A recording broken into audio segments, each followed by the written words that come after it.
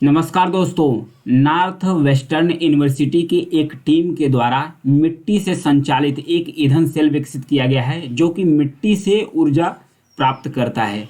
मिट्टी के अंदर जो माइक्रोबैक्टीरियास है यानी कि जो सूक्ष्म जीव है उससे ऊर्जा प्राप्त करता है। यानी कि अब मिट्टी से भी बिजली पैदा हो सकती है। कैसे पैदा हो सकती है? ये जो ईंधन सेल विकसित किया गया है नॉर्थ वेस्टर्न यूनिवर्सिटी के शोधकर्ताओं के द्वारा, इसमें इस सेल को इस प्रकार से डिजाइन किया गया है कि इसमें एक कैथोड लगा हुआ है और उसके साथ साथ एक एनोड लगा हुआ है। एनोड लगाने के साथ साथ इसके इसके अंदर मिट्टी से इसे कनेक्ट करते हैं। जब मिट्टी से कनेक्ट करते हैं तो मिट्टी में नमी होनी चाहिए, मिट्टी में नमी होनी चाहिए और उसमें माइक्रोबैक्टीरिया होनी चाहिए, यानी कि जो सूक्ष्म जीव होते हैं वो होने चाहिए। सूक्ष्मजीव और कार्बन्स, यानी कि जिस मिट्टी में सूक्ष्मजीव और कार्बन है उस मिट्टी से बिजली लगातार उत्पन्न हो सकती है। इससे फायदा क्या होगा कि एग्रीकल्चर कार्य में इसका इस्तेमाल किया जा सकता है और उसके साथ साथ जो ग्रीन एनर्जी है यानी कि जो हरित पथ है, बुनियादी ढांचा, उसे भी डेवलप किया जा सकता है। यानी कि मिट्टी का इस्तेमाल करके इस ईंधन सेल जो बनाया हुआ है, ईंधन सेल फ्यूल सेल बनाया गया है, इसका इस्तेमाल करके बिजली पैदा की जा सकती है और छोटे छोटे काम या बड़े लेवल का भी काम किया जा सकता है। बस मिट्टी में नमी होनी चाहिए।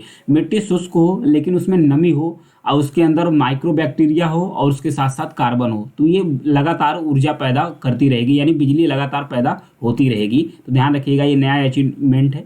नॉर्थ वेस्टर्न यूनिवर्सिटी के शोधकर्ताओं द्वारा शोध किया गया है कि यानी अब मिट्टी से भी आसानी से ऊर्जा प्राप्त किया जा सकता है। आगे बढ़ेंगे।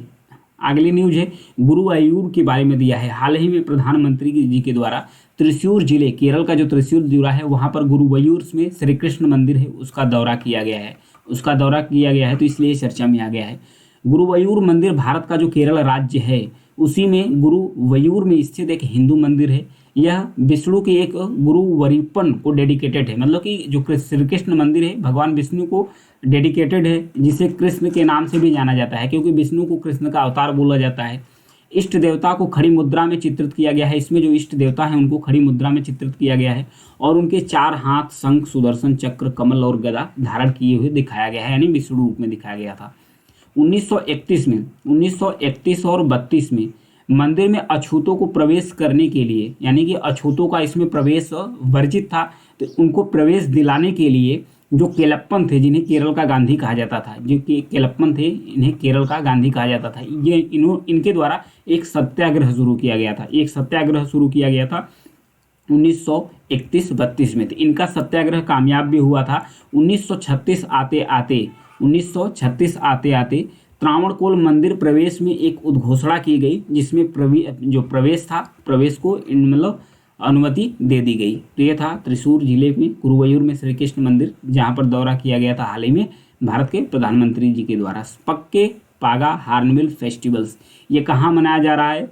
अभी हाल ही में जो अरुणाचल प्रदेश है वहाँ पर शुरू किया गया है पक्के पागा हार्नबिल फेस्टिवल। जो हार्नबिल फेस्टिवल है पक्के टाइगर रिजर्व जो अरुणाचल प्रदेश में स्थित है वहीं उसी के पास मनाया जाता है, तो इसलिए इसका नाम पक्के पागा हार्नबिल फेस्टिवल रखा गया है।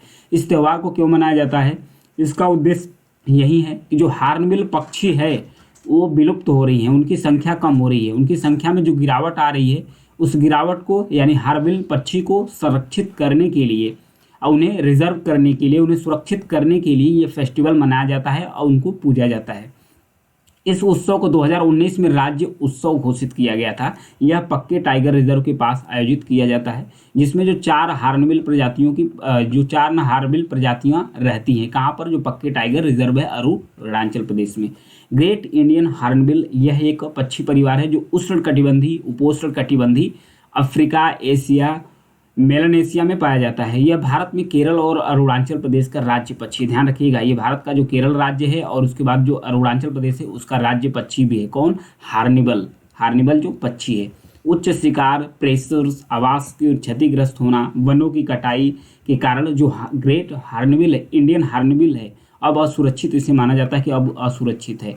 ये जो फेस्टिवल मनाया जाता है हार्नबिल फेस्टिवल, ये फेस्टिवल नागालैंड में भी मनाया जाता है, ये फेस्टिवल अरुणाचल प्रदेश में भी मनाया जाता है, ताकि जो हार्नबिल पक्षी है उसको कंजर्व यानी उसको सुरक्षित या संरक्षित किया जा सके। ई साक्षी मोबाइल एप्लीकेशंस, ई साक्षी मोबाइल एप्लीकेशन किस लिए लॉन्च किया गया है? ये लॉन्च किया गया है सांख्यिकी और कार्यक्रम कार्यान्वयन मंत्रालय के द्वारा। तो मंत्रालय याद रखिएगा, जो सांख्यिकी और कार्यक्रम कार्यान्वयन मंत्रालय है उसके द्वारा लॉन्च किया गया है। इसलिए लॉन्च किया गया है जो एमपी लैड योजना है। एमपी लैड्स मतलब member of parliaments local area division development division, यह एक स्कीम योजना है। इसके तहत एक जो सांसद होता है अपने जो सांसदीय क्षेत्र होता है उसके विकास करने के लिए एमपी लैड स्कीम के तहत उसे फंड मिलता है। उसे जो फंड मिलता है वो अपने क्षेत्र यानी कि जहाँ का वो सांसद होता है अपने संसदीय क्षेत्र का विकास करता है। उसके लिए अब ई साक्षी मोबाइल एप्लीकेशन लॉन्च किया गया है। एक एप्लीकेशन यानी कि एक ऐप लॉन्च कर दिया गया है। किस नाम से? ई साक्षी नाम से ऐप लॉन्च किया गया है। इस ऐप के माध्यम से जो भी फंड आएगा उसको मॉनिटर निगरानी कर सकता है। जो भी स्कीम सांसदों के द्वारा चलाई जाती है अपने संसदीय क्षेत्र में विकास करने के लिए, तो सांसद के द्वारा उसकी मॉनिटरिंग निगरानी आसानी से किया जा सकता है कि उसकी प्रगति कितनी हुई है, कितनी नहीं हुई है, कितना बजट की आवश्यकता है, कितनी बजट की आवश्यकता नहीं है। यानी कि उसके बजट का प्रबंधन भी ई साक्षी मोबाइल एप्लीकेशन से आसानी से किया जा सकता है। तो ध्यान रखिएगा इस सांसदों के लिए। आगे कृत्रिम चट्टान के बारे में दिया है। केरल के जो तिरुवनंतपुरम जिला है वहाँ पर 42 मछली पकड़ने वाले गांवों के तटों पर कृत्रिम चट्टानों की तैनाती की गई है। कृत्रिम चट्टान मतलब आर्टिफिशियल चट्टान। मछली पकड़ने वाले 42 गांवों को कैटेगराइज किया गया है। वहाँ पर जो कृत्रिम यानी कि जो बनावटी पत्थर होते हैं वहाँ पर वो लगाए गए हैं। प्रत्येक गांव के लिए कम से कम 150 सहित कुल 6300 कृत्रिम रिफ यानी कि चट्टानें, जो कृत्रिम चट्टान है वो बनाई गई थी।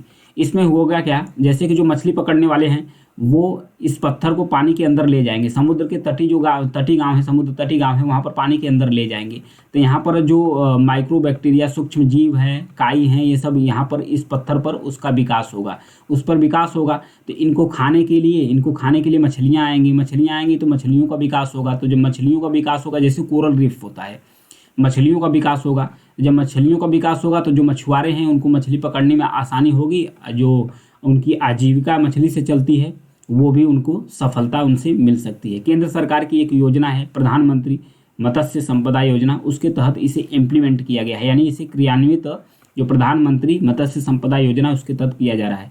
ये जो योजना चलाई जा रही है, योजना भी चलाई जा रही है कि जो मछली है उसके सतत उत्पादन को बढ़ावा देना, यानी कि मछली का ऐसा इस्तेमाल किया जाए ताकि भविष्य के लिए उसके बच्चे भी बचे रहें और उसको मतलब क्षतिग्रस्त न हो, उनका आवास भी क्षतिग्रस्त न हो। तो ये थी आर्टिफिशियल चट्टान के बारे में दिया है। इस चट्टान के बारे में विशेषताएं हैं, जो संरचनाएं हैं उसमें जो विकास करते हैं, मतलब तटीय क्षेत्रों में कोरल का विकास करते हैं, उसमें मछली पकड़ने में आसानी होती है। सबसे बड़ा जो कोरल रीफ है ऑस्ट्रेलिया में है, ग्रेट बैरियर रीफ के नाम से जाना जाता है। इसे अभी तक 36 सालों में अभी इसे highest level of coral cover माना जाता है। ऑस्ट्रेलिया का जो उत्तर पूर्वी इलाका है वहाँ पर ये लोकेट करता है। तो ये था कृत्रिम चट्टानों के बारे में। आगे बढ़ेंगे, इम्फाल रिवर्स के बारे में दिया। मणिपुर सरकार ने इम्फाल घाटी में एक बिजली संयंत्र यानी कि लीमा खोंग पावर स्टेशन से ईंधन रिसाव की गहन जांच करने के लिए एक 3 सदस्यीय समिति यानी कि कमेटी का गठन किया है, जो बाद में इम्फाल नदी के साथ मिलने वाली पास की जो धारा है उसमें फैल गई है। बाकी भारी ईंधन तेल, कच्चे तेल के आसवन, एक बाई प्रोडक्ट्स, पर्यावरण संबंधी चिंताएं भी इससे पैदा हो गई है।